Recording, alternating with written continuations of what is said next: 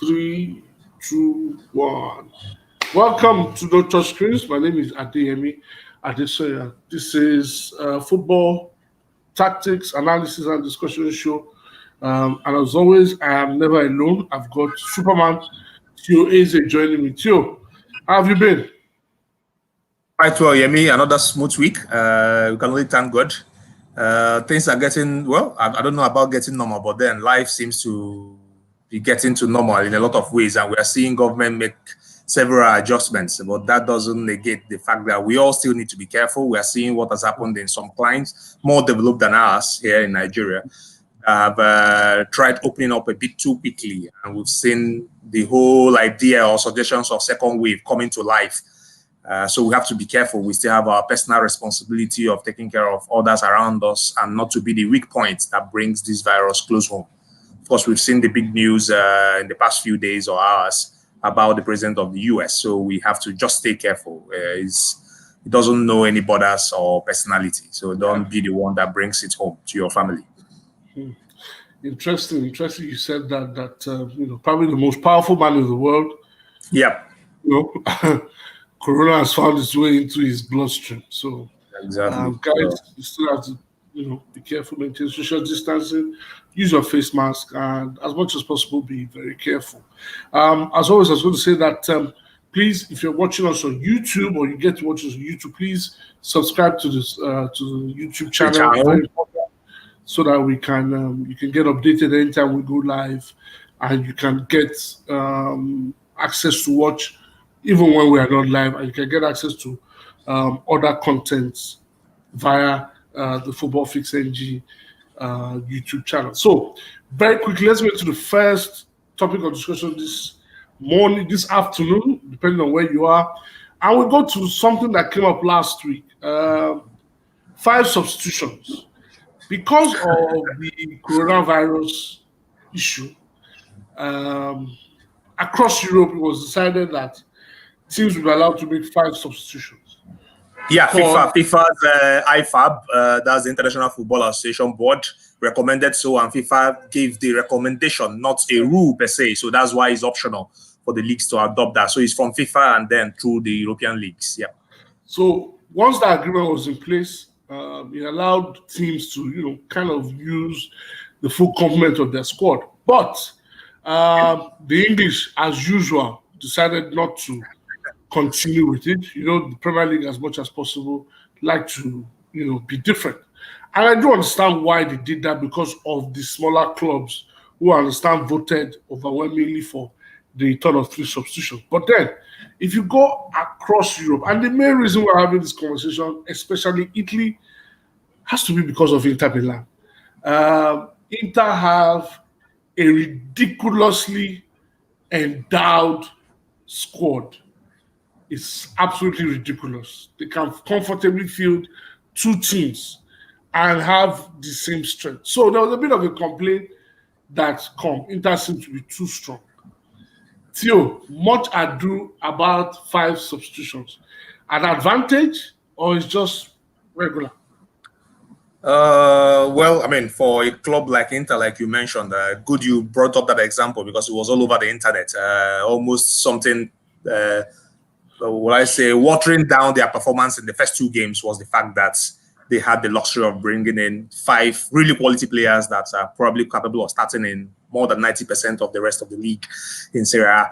And people felt that was an unfair advantage, in quotes. But the truth here is a squad thing. So, the instance, let's go back to the English Premier League, where, as you mentioned, the majority, which is the smaller sides, that's the guys that are not the top 6, have opted not to, or voted against this, and the majority, of course, won the votes, and meant that England went back to the usual, which is 3 substitutions per game. But the truth, if you look at it critically, Amy, is that if I look at the Sheffield United squad, for instance, in terms of the class of players they have, I would think they have a bigger depth than many of the seeming top 6 teams. For the top 6 sides, for me, if you have just more major injury, like the unfortunate incidents we've had of Sadio Mane, now down with COVID-19, Liverpool are lucky that they finalized that transfer for Jota, as if they knew these kind of things will now happen this year outside injuries. So other factors will mean your player will not be available, like this illness. So assuming there's no Jota there, I believe the team is entirely different, because who else do they have to bring in? Maybe an Origi, who is a natural center forward and not a winger. And I don't think he has the same effect as Mane, not the fear factor, not the numbers, nothing. While if this happens to a Sheffield, for instance, you know, they've been huffing and puffing, particularly in attack. So McBurney, they just added the Liverpool youngster Brewster, brought in Yamboki, the Englishman, or is he Irish? You know, have McGodrick. So I believe whoever they change in those 4 attacking players will give you about the same thing. So nothing overly different. So I don't personally think that it's such an advantage to have 5 subs. Because one, I remember when this came up in the same Italy, you know, people, of course, I'm an Inter fan, so it's quick to take my words to mean that I am part of the many Inter fans who believe the world is against Inter. But truth is, when this rule came out, or rather when this recommendation from FIFA came out and Italy adopted it like many clubs did post-COVID, or rather immediately they resumed after the COVID lockdown, it was just about the players, their fitness level and all that. But the tactical analysis around Serie A was such that everybody insisted that we don't see Italian coaches going for the 5 subs because of the imbalance it will bring to their setup. Yeah. Because changing so many players will mean certain elements of how you set up to play, particularly with the regulars, will not be the same. 5 subs is almost half the team. In fact, half, if you discount the goalkeeper. That's basically half the team. And in Italy, they are all about balance than even quality sometimes. So it's about keeping the same shape of the team, and changing half that team gives you entirely different shape. And that was the whole mentality, even when it was most relevant, which is just post-lockdown. And now it has now seemed to be some sort of advantage, because Inter at the moment have this squad that is near enviable, is all of a sudden becoming an issue. So I just think it's about people crying foul for no spilled milk, if I want to use that. Really, nothing has spoiled, nothing is damaged. The squads are their squads. The players have, every club have their own level of debt. Lazio, for instance, can go and be crying, just like Lazio saying, sorry, Inter has the advantage because they're playing only one competition. Get yourself knocked out of your second competition if you think you can compete on the other fronts. It's the similar argument or mentality. People always have a way of thinking this other person have the better advantage. Truth be told, money is a big factor. Of course, the bigger money and the bigger wages a club can afford means the better quality, typically. But we have also seen this not always transiting to, or rather, to the peak performance and even to eventual league position finishes. So I don't think the noise in Italy especially is particularly well-meaning for equity. I don't know where it's coming from all of a sudden. Juve have dominated this league for the past 9 seasons with a squad with wage bill more than 2 times number 2, with value of players more than 3 times at some points number 2. But people still expected the Roma and the Napoli, who are their most closest rivals through these past 9 years, to manage to stay true. Now that it's looking like the power is shifting hands, as it were, moving to Inter in terms of squad depth, everybody's crying foul. And for what exactly? It's all noisy in Italy. They are a bit emotional. The funny thing too was that the funny thing was that when we're going to discuss this, I was going to point to your response to somebody on Twitter saying, when Juventus had this so-called luxury, it wasn't a thing. It wasn't a thing. It was almost as if, and then the argument, like I would throw in then, was that they didn't need a coach to win, as many people would say, for certain teams. They were too good for the rest of the league, at least for the rest of the league, really, for the rest of the league, for most of the past 9 seasons. If you look at the financial bit, as I already mentioned, that the wage bill, more than 2 times the next person. The value of the squad, more than 3 times for most spells of the past 9 seasons. So if you're looking at squad depth, I don't think anybody has had the advantage as much as Juve have had. And it's not like this squad has walked up down. De Ligt has not played any game this season yet. Yeah. Demiral, another centre-back who will probably start in many teams, has not even got any looking, because Pirlo is going with the tested and trusted. Cellini is back fit, and he's trying to retain that partnership with Bonucci. And that's the level of squad depth Juve has. Look at that back line, at the centre-back positions. If you're even moving further up the pitch, Dybala is yet to feature, and they are running away Yeah. with a lot of goals, scoring already 5 goals in 2 games. Yes, not as much as Inter and Atalanta, but these guys scored more even last season. But Juve has Ronaldo in that team. Added the youngster Kulusevski. You know, Dybala is still coming back into the team. They brought in Morata. That's the level of attacking options they have. Even some of their fullbacks, particularly Cuadrado, is a converted fullback who can push up even higher up the pitch if need be, depending on injuries or fixtures and things like that. Douglas Costa is yet to really start playing, I know. So I don't know where this advantage in quotes about Inter having a better squad is all of a sudden coming from. It's just people crying foul about things that are not used to. That's how I will put it. I don't think there's anything overly. The same Inter we are talking about, we know some guys are going to be moved on. The final agreement is nearly in place. It's just that Cagliari is refusing to pay the Inter's minimum asking price. If not, we expect that before the end of Monday, end of the transfer window, Nainggolan is probably going to return to Cagliari because. Okay. Yeah, so we're going to talk about that in the transfer beats that we're going to take. Transfer bit, okay. Yeah. Let's move into that. And I put out a tweet yesterday, commending the business that Liverpool have been doing. Yes, unfortunately, I support a team that seems not to even understand the most basic things about transfers these days. And the business that they've done over the last 5 to 7 years has put them in a position where they have absolutely no leverage. Manchester United are in terrible shape. They can't get any business done. But I'm looking at Liverpool. Liverpool have a ridiculous net spend over the last few years. They've been able to get £25 million on Ryan Brewster, who's not played a single Premier League game. I don't know how to do it. Solanke, I mean, had less than how many games? Tio, it's Solanke. It's not Solanke. It's Solanke. We're Nigerians. It's Solanke. We're Nigerians. Dominic Solanke too. They got huge amount. I think they got about 20 million of him. Jordan Ibe. Yeah, some ridiculous money on him as well. They moved on a defender to Wolves, part of the deal for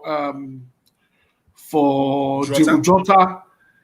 It's ridiculous. We're not even started talking about the Coutinho deal, you know, that they moved on Coutinho for over 100 million euros and all that.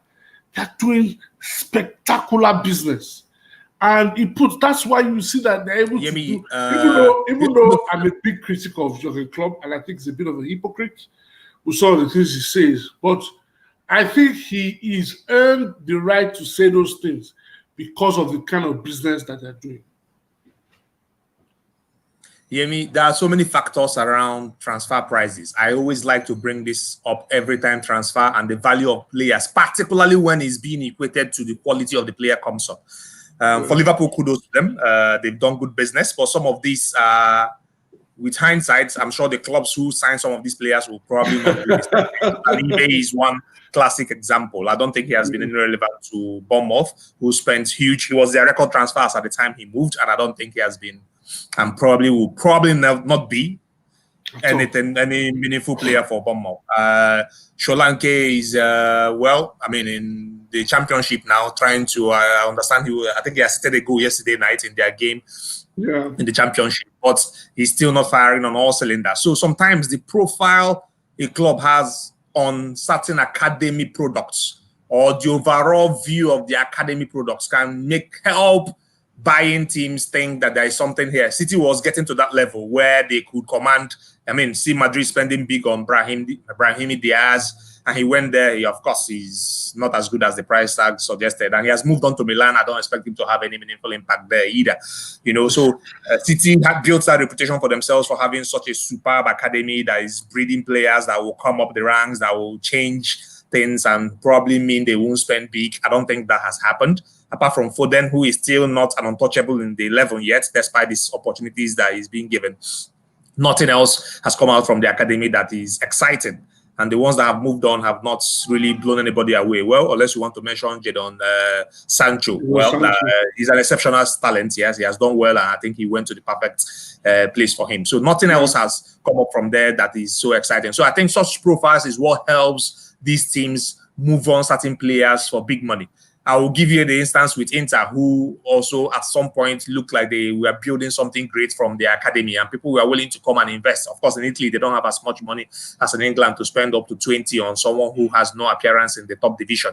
But then in Italy, they will show their interest with the loan deals and all that. And Inter, we are one of the hunting grounds for the lower teams who want young players to give them a chance. And none of them have really come up the limelight. I remember seeing Calderola yesterday, or rather in midweek against that's Benevento Inter, a one-time captain of the Inter academy team, who looked like the big deal in defense. He never huffed and puffed, moved on to everywhere and nowhere. German Bundesliga, back in Serie A, Serie B, and still with Benevento. Doesn't look that he has improved a lot, and he's now 27 plus. And there are many of them in Inter. Pinamonti, that has just returned to the club, was looking like such a big deal. I'm hoping now that he's back at Inter that he will do something. But seeing what I saw from Samuel Longo and various other players, Inter has had to move on from a young age that looked like big deals in the academy. Nothing is so exciting about it. So I think that's what Liverpool are enjoying. There is this good view about what they bring up. But with the failed performance of some of these big transfers, they might stop earning big on that front. That's one part. The other part, of course, is what you mentioned, which is Felipe Coutinho.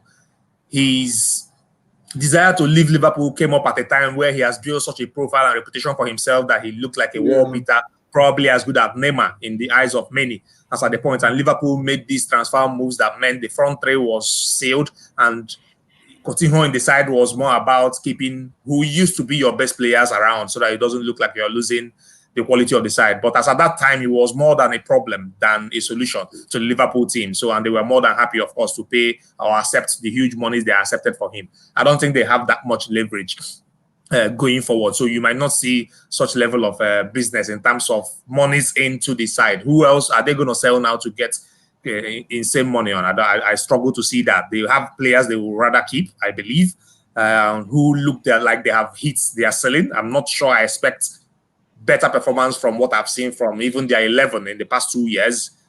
Yeah, their selling is good enough. If they can even maintain that, that will be a massive plus to the team on their own. But I don't think they will do a lot better than I've seen for the past 2 years. So I think they've enjoyed what they can enjoy in terms of what they could get in for some of these players. And that shouldn't make us belittle some of the business. I know a lot of Man U is taking a lot of stick from their fans and the whole football world about the business they've done in recent times. But for a team who have invested big, bringing in De Gea, we are forgetting he was brought in quite young, really young, as a young lad, kept faith in him, and then he grew up to become what he has become. Now bringing back Henderson, who they sent on loan for the period that he was out on loan, and I think he has performed admirably on loan to get the look in now in the men's squad. Yeah, so so I think I like the business Man U has done overall. A lot of young investments, giving Rashford the opportunity they gave him when they gave him that under Louis van Gaal, even though injury forced it. Investing big in Romelu Lukaku. Martial, we know, of course, was a young man from Monaco, almost in the Mbappe mode, even though it seemed like it didn't work for some time for him, but he's back scoring. So I think they've done quite some business. Now Van der Beek has come in. Squad depth overall is improving in my view. I don't think Man U are doing as bad. It's just that, unfortunately, the football world is a place now where people think that you have to do this transfers every summer. United, irrelevant. The team is not so bad. Manchester United is that's the problem, Yemi. That's the problem. I think that's the mentality that is bringing all this pressure to the team and the coach. I think that do well for where they are currently. You can't be probably the biggest brand in sports, right? You know that brands you can call in sports that are probably bigger than Manchester United are the New York Yankees, Real Madrid, Barcelona, right? New York Knicks, Los Angeles Lakers. Those are probably the few you can call. A brand like that, your operation needs to work seamlessly. Front office, back office, everything needs to work well. Now, hold on. I mentioned Real, I mentioned Barcelona. See, I said it here, and if you Barcelona fans agree with me, that the only other club that is worse run than Manchester United is Barcelona. Unfortunately, Real have also shown us that whilst they spent Real, I like the business Real Madrid does. They're a bit futuristic as well. They've signed a lot of young players. They're sending them out on loan. You can also see that they're learning from their mistakes. Why am I saying so? They signed Theo Hernandez, Sergio Reguilon, Brian Diaz, Martin Odegaard, the young man they sent to Bayern on loan. His name's many Lorente, Odriozola. All of them have been good enough to still become a regular in the team anyway. Wait now. What have they done? What have they done? That's the truth. So these things are not that. Hold on. What have they done?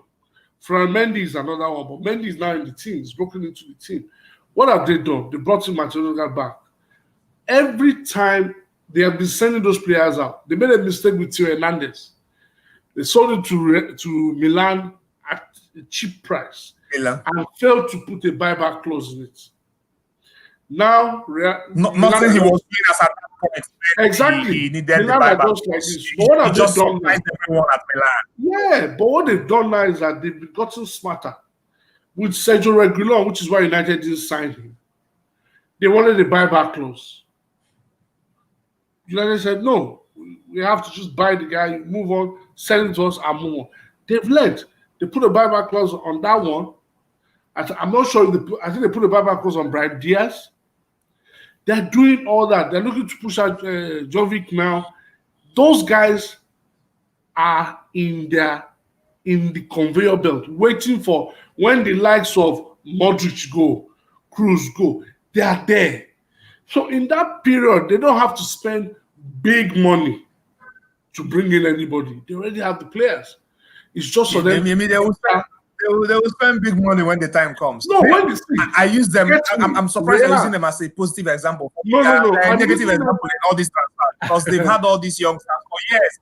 If you go back, there are so many. Yeah. They never eventually made it to the main team. So, but look at Mendy. About the same thing, really. Mendy. Unless they're using them for some sort of trading. Wait, now, but Mendy was solid in Lyon when he signed it. But he was ready to start. I'm surprised that he has. Martin Odegaard was solid. Isn't Martin Odegaard back now? Mm-hmm. Federico Valverde. Yeah. Signed him. He's a young guy. Odegaard won't be a regular in Madrid unless you don't have a lot of dreams there. I don't think he's good enough to be a regular in Madrid. We have to give, if people are doing the right, just like Inter now. I like what Inter are doing.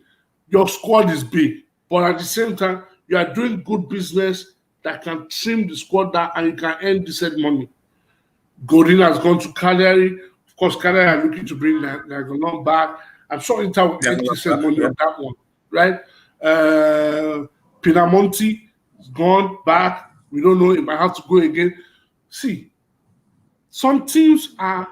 Look at the transactions Inter has even done, even for the business that have divided Inter. You can also look at Inter from outside and say, "Wow, now that's a squad." If United went in for Achraf Hakimi, I can assure you, now I played twice the money Inter paid to Real. That I can agree on. Yeah. And they seem to be careless with their spend. Maybe that's what comes with being a bigger brand or one of the biggest brands in sports. It's not about being a bigger brand. That one, as a bigger brand, you should be able to impress yourself and structure these deals better. Now, that structure is now what they can't get with Dortmund. Because Dortmund are like, what I told you, you are trying to change it for us, that you can only pay this amount. No, he's our player. The guy has 3 years on his deal. Now, don't be surprised. United are linked with Ousmane Dembele, right? Don't be surprised that United will now go and pay money. On a transaction that, if I was in charge of United, I will only structure a loan deal. And Barcelona will not agree. That's how this thing works. They can keep their player now, but United will rather. Exactly. See, my problem is every time United go into the transfer market, they have one option. One. It is subsequently when that one option doesn't work, they start going Before they start looking elsewhere. That's part no, of now, what they need that's to the really correct. problem. Yeah. Look at That's key. Liverpool. That's key. I The totally young man they agree. wanted to sign from Norwich. Yeah, and you need to have, for instance, for Inter, they have the type of player 2, 3, 4 1, options. 2, 3. Okay. But United is that one player.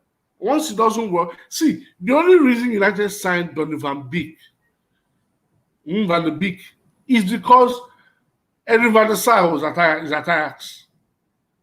And it's like, no, United can't want this player and I'll let him go elsewhere.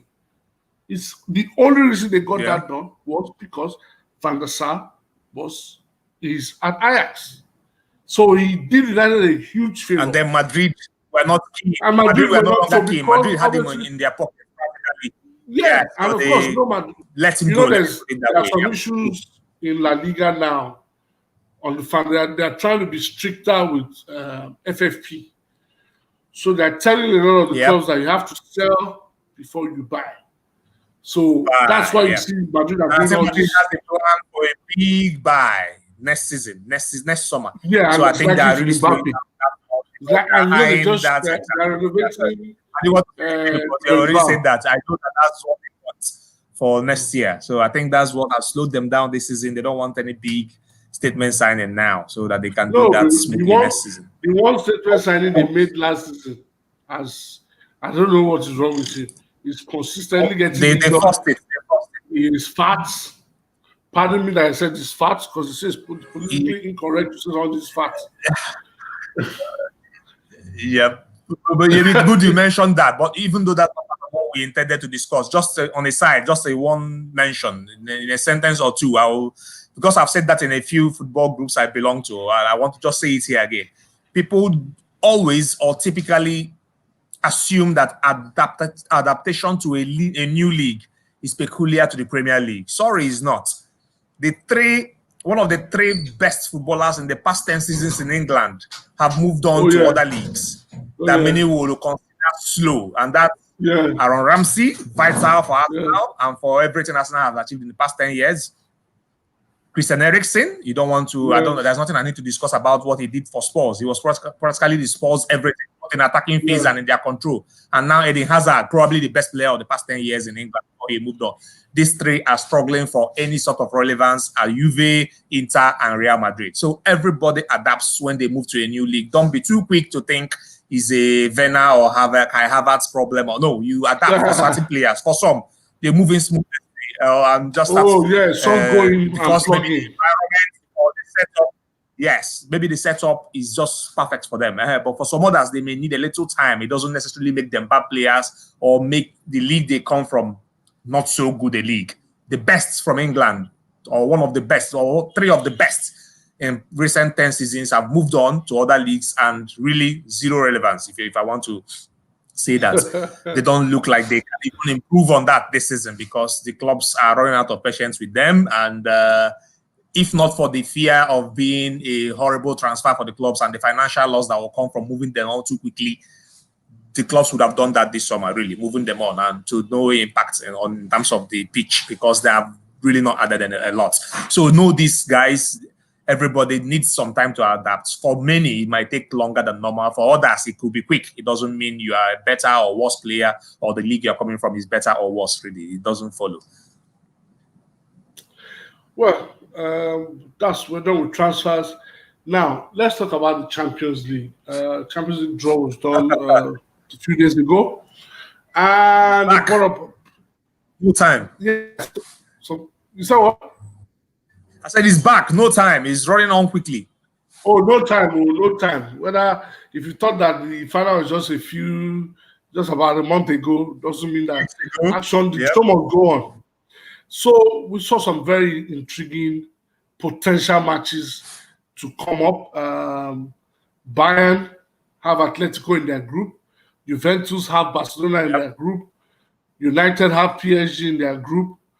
And once again, Manchester City got a really, really, really, really good draw, as they always get every year.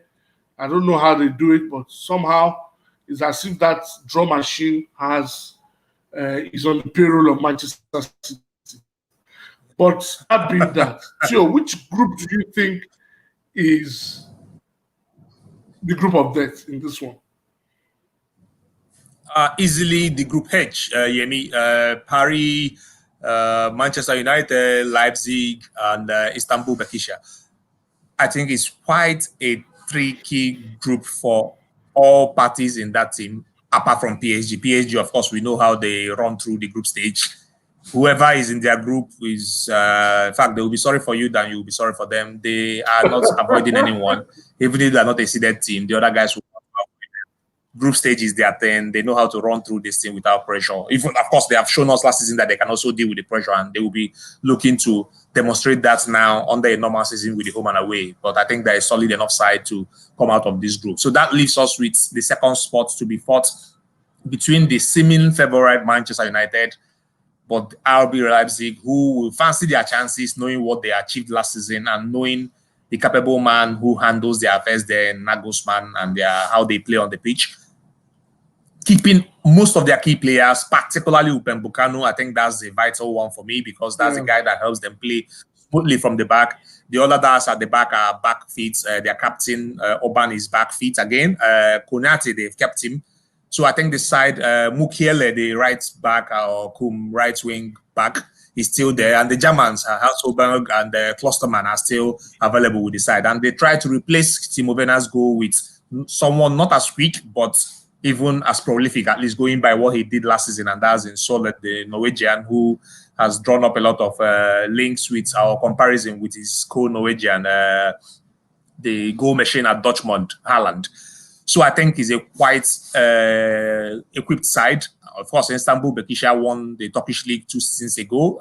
Also did decent enough to be back in Champions League last year, and that's why they are here. They are a solid side in a lot of ways. If you have watched Turkish League, you know that they have a few interesting players, enough and experience to trouble the Manchester United side. It's not a straightforward group by any measure, Yemi. That's the group I think you will want to watch most of the games there, because there won't be any dull moment. Again, apart from PSG, who I think will get more than enough points to get through in 4 games. I actually think that United will come out of that group. It is in times like this that somehow only finds they should. Of course, they are favorites in a lot of ways to come out, but I think the other guys will make it more complicated than in a team on paper for those who haven't watched a lot of Leipzig and favored by way of pedigree, really, not really by way of form, real form. I think favored by way of pedigree. Which group do you think is particularly straightforward? This one, no story. Bam, bam. Straightforward, well, it's Champions League. While we try to enjoy or claim there's an element of surprise, there is in a lot of ways. But at the same time, we know that there are dominant players in this competition, and we don't expect a lot of surprises in certain groups. One of those is the unfortunate guys who have gone to join the monsters, Bayern Munich and Atletico Madrid in Group A. That's Salzburg, a decent side, but and then Lokomotiv Moskva, decent sides on their own rights, but I don't think they will do enough to hurt the two that should come out from this group. That's Bayern and Atleti. They can do enough to take up some points, particularly at home. We've seen that even in this season, that Bayern can actually drop points sometimes away from home. That comfort can get to them sometimes. And the squad, as many have been saying since the beginning of the season, is not as deep as they had last season. They moved on certain players who played a lot of games last year, and they haven't exactly replaced them. So they are not such a large squad any longer, and it could show, depending on the time of the points of the key games. So, but overall, you will still think they have a bit too much weapon to have any problem coming out of this group. So I think Bayern and Atleti should conveniently come out of their group. The other group that looks even easier on paper will be the G, whereas Juve, Barcelona, Dynamo Kiev, and the debutants in Champions League. I don't see how these guys can scratch. I think the competition here will be about who tops the group between, and then, of course, the Messi-Ronaldo matchup, where both, of course, like to bring out the best from each other. So there will be that contest on trying to top the group and make all the statements, knowing how they underperformed, both sides and both players underperformed in the past Champions League campaign. They will be trying to use this group to show us that they are still relevant and still around, that it's not all Lewandowski, Mbappe, and the new guys, but they are still there to be counted, that they are not yet knocked off their top position. So we'll see them probably steamroll the unfortunate two other guys that made up the numbers in this group. So I think that's the easiest one, then the Group A to follow. Which did not so can have a surprise. Yeah. A surprise. Surprise is I don't know where I will pick surprise, but the surprise can also come in E. The E, because while Rennes is the last seeded team in that group, they have quite some decent, interesting footballers in Rennes.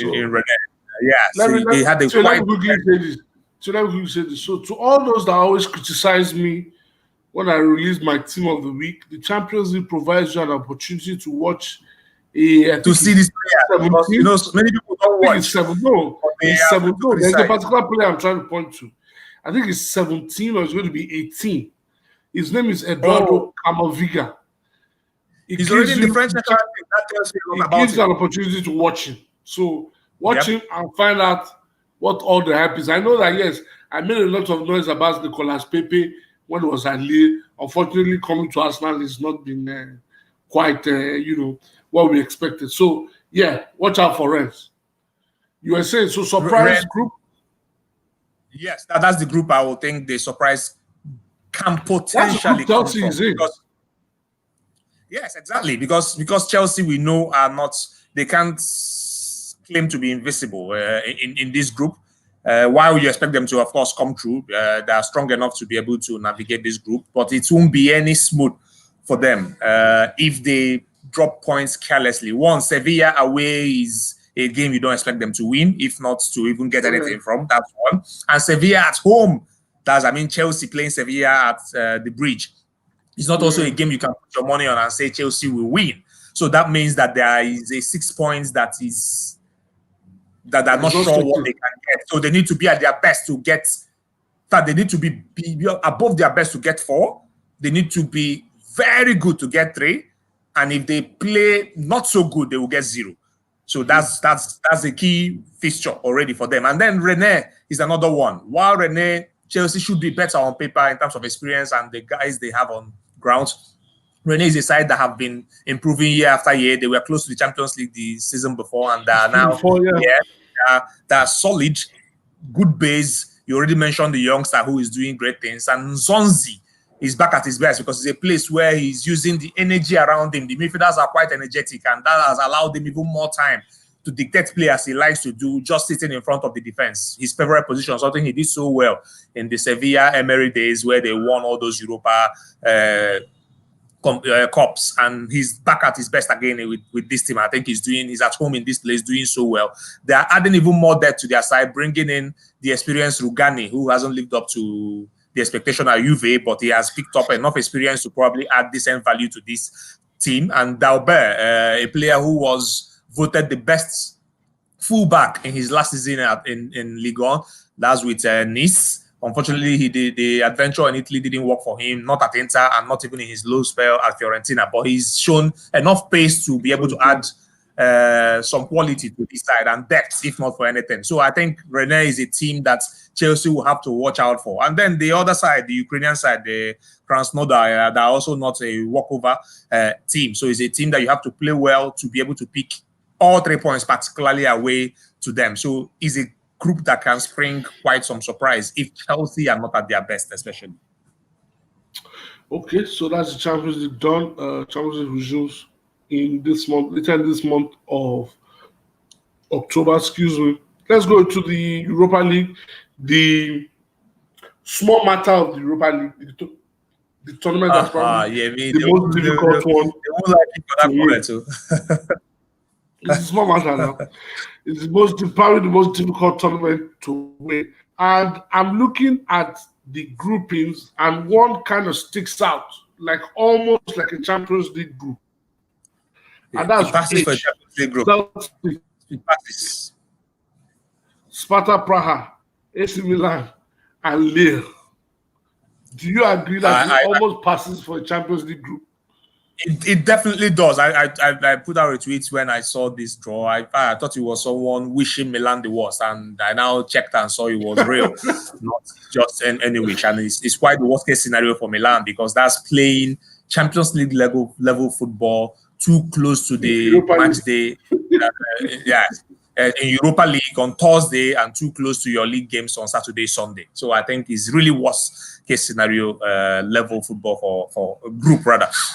For Milan, who we know, based on their form post-lockdown, will be hoping that they can find a chance to sneak into the Champions League places this season. I think this group complicates that desire for them. The squad is not as large, as rotating so much to same impact. So you will expect that they will play most of it, at least 60% or at least half of their starting 11 in most of these games in this group to be able to stay alive in this competition, and that can cause a lot of problems for Milan. It's really a worst case scenario draw for the side. On the flip side, they will be also looking to use this to showcase themselves, but as I already mentioned, their squad is not so big that they can afford the rotations that will enable them navigate both their attempt at staying close to the top four in Serie A and continuing to the later stages of the Europa League smoothly. So I think that's the tough group, and anything can happen here. It's quite a difficult group to be in Europa League especially. Well, my friend Jeffrey, otherwise known as @Jeffrey Hustle on Twitter, always likes to make us realize that Milan have a very young team. So that is the excuse they quickly put forward when they want to defend themselves. So that group that's interesting has to be the Group D. Benfica, Standard Liège, Rangers, Lech Poznan. Another one that looks quite interesting also is Group F. Napoli, Real Sociedad, AZ Alkmaar, and Rijeka from Croatia. Yeah, that's a really interesting group. But for Napoli, unlike Milan, I think they have the squad there to afford certain level of rotation, at least in their home games. So that could help them at least keep their best players for, particularly in the weekends where they have a serious game. So assuming the Europa is this midweek, they can afford to rest most of the starting 11 ahead of the game to Juve. And I think that's what their squad allows them to do, that Milan won't allow them. It's quite a complicated group regardless. I mean, Alkmaar is a decent side from the Dutch league. They play decent football and have some guys in their ranks that are already relevant players for the Dutch national team. That tells you the depth of that particular squad. And the Europa League means a lot to this side. So meaning they will be playing their own best while you will be looking to rotate. And that can complicate things when the gap in quality is not so wide. So Napoli will also be keeping an eye on that one. But we know in Italy how the Italian sides particularly tackle the Europa League, except for Inter, who had that luxury, of course, because of the structure last season, to go all the way. It's a competition that the Italian sides don't take seriously at all.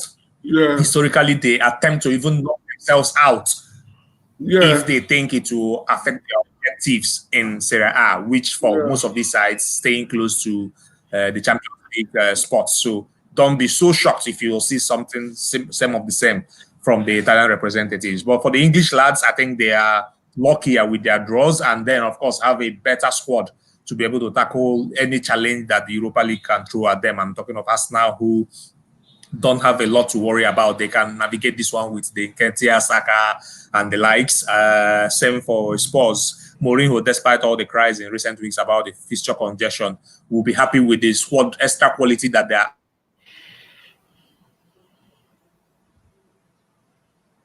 Join them to be the Hurricane backup he has been crying about. And he could probably use a player like him and maybe the other French players, Lamela and the likes, to navigate the seemingly easy group I think he has got in this year's competition. So it should be an interesting. Things don't get we know till the later stages, and except for the Milan's group H, the rest of the groups don't look like you will find undue complications, particularly for the top seeded sides there. So let me ask you this: put you on the spot. The two competitions, Champions League, Europa League, who do you think will win? And that's forgetting that always very going to drop from the Champions League. Exactly, that's what makes Europa League in particular more difficult to predict, because certain good teams in the unfortunate guys who don't perform so well can drop there to go and complicate things for them. We've seen it in recent years. I don't think there's any winner who started from Europa and went all the way to win it in quite a long time. It's mostly the guys that drop it from Champions League. So that on its own makes it a little, not straightforward to predict the Europa. But on the strength of the squad, I think if Tottenham, and knowing the manager that they have who likes his competitions, who likes to win, and we know that there is nothing he wants more in his career in present day than to be the one who brings the trophies to Spurs. He will attempt that with the Carabao Cup. He said certain things to suggest that he won't give it all his all, leading to the game against Chelsea. But we know that he wants to get something, and that's the shortcuts that he can use to land the first trophy, which will motivate these guys to go for more, which also boosts his overall profile as the go-to man for trophies. He will be looking at this particular competition to land Spurs a European competition, which is a big deal. And I think he has a squad to be able to at least navigate the earlier stages with the Lamela, the Momo Sissoko, Davies, Oria, Joe Hart. He can use them for these stages. And when things get more intense, he can also rotate and bring in Kane when necessary, Son. I think he has the squad to be able to face all of the competitions. And it won't shock me, Yemi, because of the manager involved and the squad I think they've managed to build, that Spurs can truly go all the way in this competition. That Champions League, really Bayern is heads and shoulders above most of the team. But the problem now, as I already mentioned earlier in the show, is that the squad depth is not as strong as it was last season. They have lost 3 players who played a bit too many games last year without replacing them adequately. While Sané has brought in something extra to them in terms of trying to recreate the Ribéry-Robben days, he hasn't played so many games in the past 2 seasons to tell us that he will be that available for them. So if he stays fit, Bayern can be near impossible to beat for many teams. But you can't bank on that for a player who hasn't played a lot of games in the past 2 years. But Bayern here, overwhelming favorites. The other guys who will be fancying their chances, of course, you can't look beyond Liverpool. I fancy them more than City. City is always there on paper. I don't know why. I think I put out a tweet about that. Every other season, people talk about the City chances. They don't look such a great side that they can win the Champions League. They really look far from winning the Champions League, really, to me. But Bayern looks like the team to beat here. PSG, the other finalists from last season, will think, why not? And who would doubt their ability to be able to soldier on this season? They have 2 of the top 5 players in the world. And if you have such level of weapon with a defense that is quite decent, midfield that is now hard-working, I don't think they are out of the equation. Then from England, of course, Liverpool is difficult to look beyond them. They're a decent side, and they are always available for some odd reason. And if they stay available as they have always been, they will fancy their chances of also going all the way. These are the key guys. But if you're telling me to look at outsiders, yes, I might sound biased, but I really like the squad that Inter has, and I like the fact that Conte has a team that looks ready-made for him. First, they have to navigate the group stage. They haven't managed that since their return for 2 straight seasons now. And it's not such an easy group that they can walk through with their eyes closed. They have to also go with all the hard work required to be able to get to the next stage. And if the draws favor them, Inter can truly hurt a lot of teams this season. This team looks like a very Conte team, made for Conte in a lot of ways. And he will also be looking to prove a point, as he attempted in Europa last year. We know he has that thing hanging over his head where people try to suggest that he hasn't done well in cup competitions. I mean, that's fact. Yeah. But at the same time, other factors have influenced that. And he has a team now that can truly attempt this one. And if things go their way, don't also look beyond Inter in terms of dark horses. Well, for me, I think Bayern overwhelming favorites to win the Champions League. Somehow, I still believe that it's a team that drops from the Champions League that win the Europa League. If I were to pick a team to win, looking at what I have here, something just tells me between Napoli, Tottenham, and a certain at Villarreal, we might have Villarreal between because of Emery. Villarreal won't win the Champions League Europa. They don't have a chance. Let's watch now. They have a decent squad right now, and I think it's good enough. So we're trying to round up. We're about 10 minutes out. Let's do our Euro roundup, and the big game this weekend whilst the big game I'm looking forward to is Leeds Manchester City, but we'll keep that aside. It's not that big a game.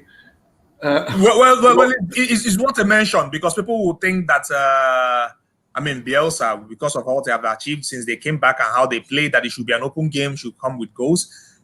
I don't think they have enough pace to trouble City's high line. I really think City will dominate this one and probably beat them horribly. I kind of agree with you because I really think it will be so one-sided. I hope Bielsa adjusts. I hope Bielsa will adjust a bit. No, I hope he will adjust. If he doesn't and plays as adventurous as he has been for most of the time, which is playing into City's hand, and that's trying to keep possession, play through the team, I don't think he stands a chance with City. City is better hot with some pace, and I don't think they have enough pace to trouble their high line. So that will mean most of the game will be played at their side or their half, and City will find the chances to hurt them. I think City will win this one quite convincingly against many assumptions. Well, I agree with you that the football world. I agree with you that they don't have enough pace because Jack Harrison won't be featuring because Manchester City are his parent club, so he won't be featuring. So yes, I agree with you on that note, but I do believe that City are not at their best, especially up front without Aguero and now without Jesus. So that for me is the tipping point because I saw them in midweek. So I saw them in midweek. They missed a lot of chances, but they do have the quality. But I still think somehow Leeds. I actually feel it to end in a draw. I could be wrong. I put my money on it anyway, and who knows? That's the good one. That's the big game. The big game this weekend is in Italy and Spain. Lazio welcome Inter. Lazio welcome Inter and Juventus welcome Napoli. Now, prior to last week, that my Atalanta went and put 4 past Lazio. I considered it a big game, but Lazio looked like they were all over the place. Lazio Inter, too. We're just 9 minutes out. Who wins? Inter wins. If they really want to be the dominant force that they can become, they should beat Lazio away at the Olympico. They've done it with a weaker squad. I don't see why they shouldn't. Now, Lazio is hot, of course, from what happened in midweek. And truly, certain episodes of that game meant that they couldn't fight back. So that's also what Inter will be looking to capitalize on. They need to get the first goal. Lazio is a little fragile now. If Inter scores first, Inter can truly walk away with this one nice and easy. Juventus Napoli, big game. Difficult. Depending on, I don't know if the game will still happen because of the coronavirus. COVID incidents, it's really getting a lot. I hope they even postpone it because I like Napoli with Zielinski and not without him. And if he's not going to be in that one, I think he plays into Juve's hand because that pace that he brings from midfield, beating his man and making that final run, they won't have anybody with his characteristics. So that will mean they will be playing almost to Juve's hands, similar to what I think Leeds will suffer from. So he's trying to just keep those sterile possessions, rotating the ball around. He plays totally to Juve's hands, so the extra quality up front will come through over Napoli. But if Zielinski is there, it would have been a different story. So personally, I'm hoping that they postpone that game because I want it at the best of both sides, who I truly think will be important in the whole Scudetto race in Serie A this year. So who is Juventus Napoli? Juve for now, yes, based on the guys that Napoli will miss. And I'm hoping Osimhen announces his presence big in terms of goal scoring. Really on a big occasion like this one. Sevilla, who wins? Sevilla. I like the look of the team, but then Barca really showed a bit too much. They're looking good. Villarreal disappointed me because I didn't think they would win that one, but they ran through Villarreal. It was too easy for Barca. Barca looked like they're on form. They believe themselves, and what Koeman is trying to drive through seems to be working. Difficult to see Barca lose all 3 points in this one. Difficult to see Barca lose all 3 points. The quote-unquote big game. Manchester United host former manager Jose Mourinho and his Tottenham Hotspur team tomorrow at Old Trafford. Who wins? Spurs are a bit stretched. I think they've been involved in too many games for this week. And yeah, 2 games in 2 days. Not just ordinary games, but they had to dig quite deep for one of them. Yeah. That's the League Cup game. And then missing the player in Son, who was going to bring that extra attacking spark. Somehow Mourinho seems, I don't know if it is me that sees it that way, but it looks like the case that against Man U, he seems to be trying to show that they made a mistake while he was there, and I don't think he has worked in his favor since he returned to Spurs. The games he has played against Man U hasn't been their best, and overall they haven't been playing their best football this season yet. He's still trying to find the right balance for the side, but the squad is good enough. They will come good eventually. I believe this Spurs, but I don't think they can beat Man U away at Old Trafford this weekend. I don't see their chances of picking up all 3 points. Manchester United will win. I think Man U will win, and the best Spurs can hope for is a draw in that one. Okay, I actually think that will end in a draw. Atletico Madrid, Villarreal. It's usually a complicated fixture for Atleti, but then this Villarreal looks different. It's not the typical Villarreal that keeps the ball nice and neat and easy, the way that it frustrates Atleti's hopes for efficient football. The Villarreal seems to still be discovering themselves under their new manager Emery, and I think Atleti will be hurting from the drop points in midweek against Huesca. They will be all out for this one, trying to pick up the 3 points and not to drop off from the front too early in the season. I think Atleti will win this one. And finally, Euro roundup, Lyon at home to Marseille. Big game. It should be an exciting one to watch. Lyon is an interesting side. Marseille, of course, are showing that they want to be among the big mentions when it comes to Ligue 1.